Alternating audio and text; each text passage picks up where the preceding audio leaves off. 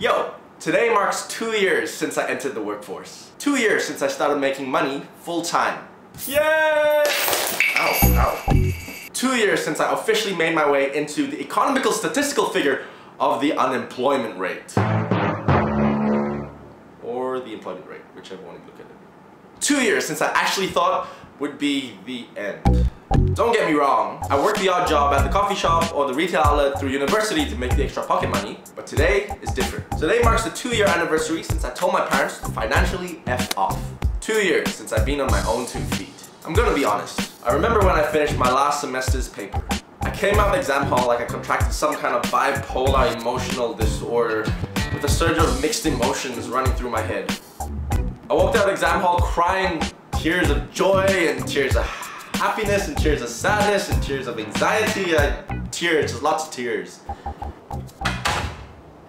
Oh my god, I'm done. Oh my god, I have to look for a job now.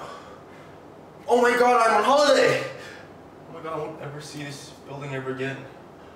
Oh my god, I'm no longer a student. Oh my god, I have to clean my room now. I was scared. I wasn't ready for this. I still wanted to watch cartoons. I still wanted to sleep in. I still wanted to up X down B L Y R A on my Nintendo. But now I had to begin my career.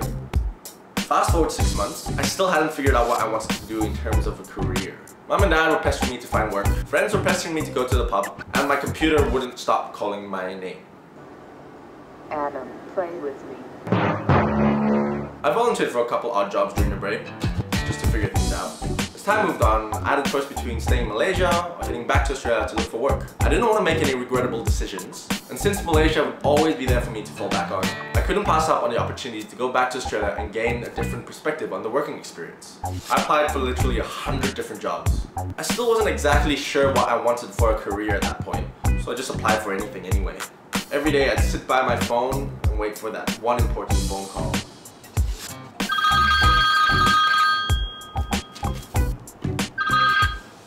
Hello, Adam speaking. Can I help you? Oh, hi mom.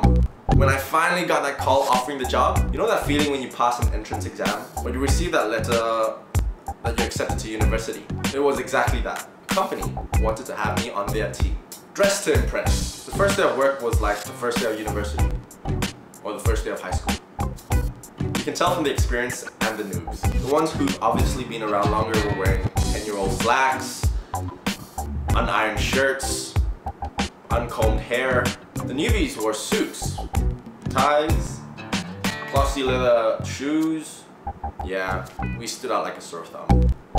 I didn't like my first real job, so I actually quit after 3 weeks.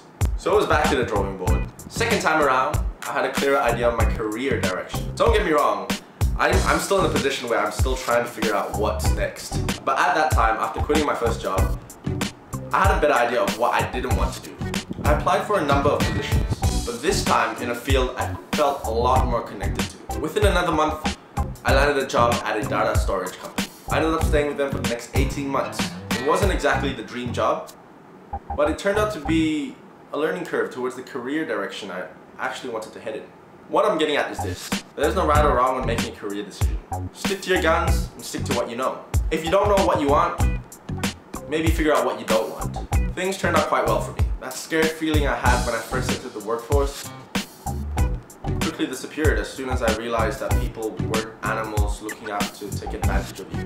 It's in people's true nature to want to help one another. Don't be afraid to try something different, nor don't be afraid to quit if you don't like it. I'll leave you with this, a poetry of song titles. Don't stop believing, because when you believe, I'll be there. Lose yourself taking chances, and just let it be, and love you for you. And if you want to dance with somebody, be sure to breathe.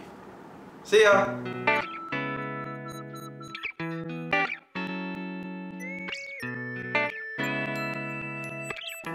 One thing with throwing money all over the place, especially on a gray carpet, it's like impossible to look for.